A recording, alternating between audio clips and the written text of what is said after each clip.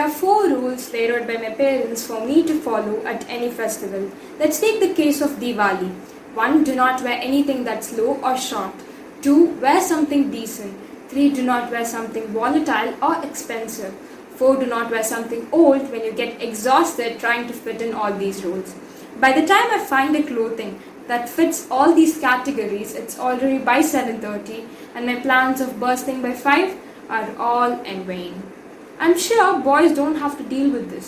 Rather, they are expected to react in a certain way more than others. I had a male friend of mine who got low marks and was upset. The first thought that popped up in my mind when I saw him crying was, boys aren't supposed to cry and they're supposed to be strong. I find it interesting how reigning is identified with men, yet crowns are almost seen as a feminine object. This made me analyze my opinions on gender. I wonder how many of us know a beauty pageant called Mr. World, however we know what Miss World is.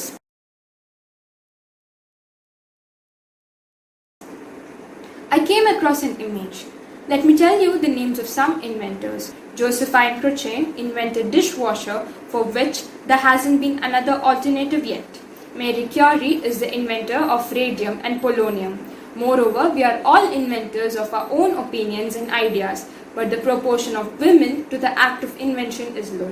The gender pay gap is also much to blame.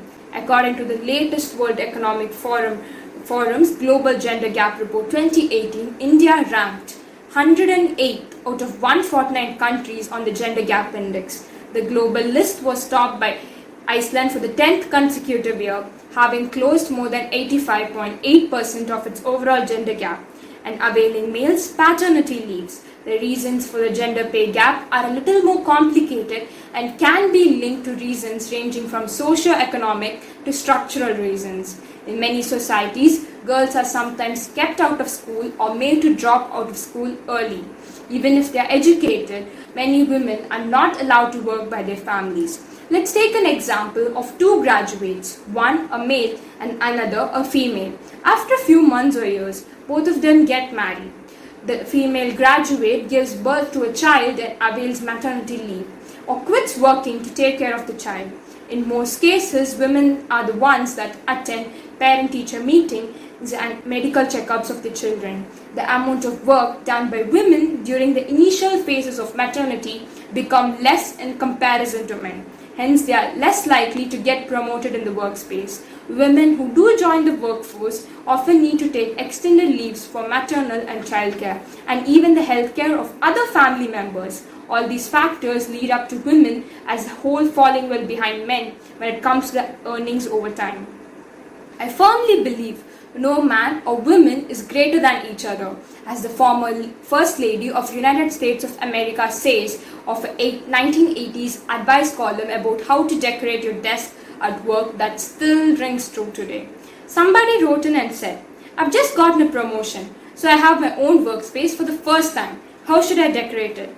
The answer was, I can't tell from your initial whether you are a man or a woman. The answer depends upon which you are. If you are a man and you have a family, plaster your office with family pictures because people will think you are a very good provider. If you are a woman and you have children, don't put pictures up in your office of your family because people will think you can't keep your mind on your work. The roots of this problem go deep into how we understand mothers and fathers. Women and men in our society should be given equal opportunities and equal importance, and we must be ready to change our point of views. As Mahatma Gandhi said, that if you want a change to happen in this world, you must be able to change.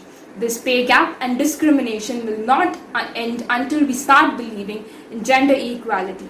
As I dwelled deeper and deeper into my research, I came across one such country, Rwanda. It had lost most of its men in carnage, and women make up 70% of the population in one of the poorest countries now. Women were denied basic rights until a few decades ago. Women stepped up when opportunities were given and reframed its constitutions to equal rights for women and men by implementing 30% of reservation for women in all government-related work sectors. Rwanda realized to rebuild its nation, it needed women, and now women make up 87.6% in labor force participation and 61% in parliament. making it the highest anywhere in the world. By the way, let me share you yet another case in point. It's funny how male chefs dominate the cooking sector when women do all the cooking in homes. In fact, men dominate the cooking sector by 77%. Most importantly, this is just the gradation between two genders. Though my mother is wary of what I wear, how I carry myself, where I go, I'm glad enough that I got to play with cars and dolls in my childhood, just like others who had played with dolls and cooking utensils. I firmly believe that if we treat all genders equally and respectfully, we can make this world a better place. We can do that only if we believe both men and women are caregivers and bread makers. Together we can. Together we should ensure equal opportunities always. Thank you for listening.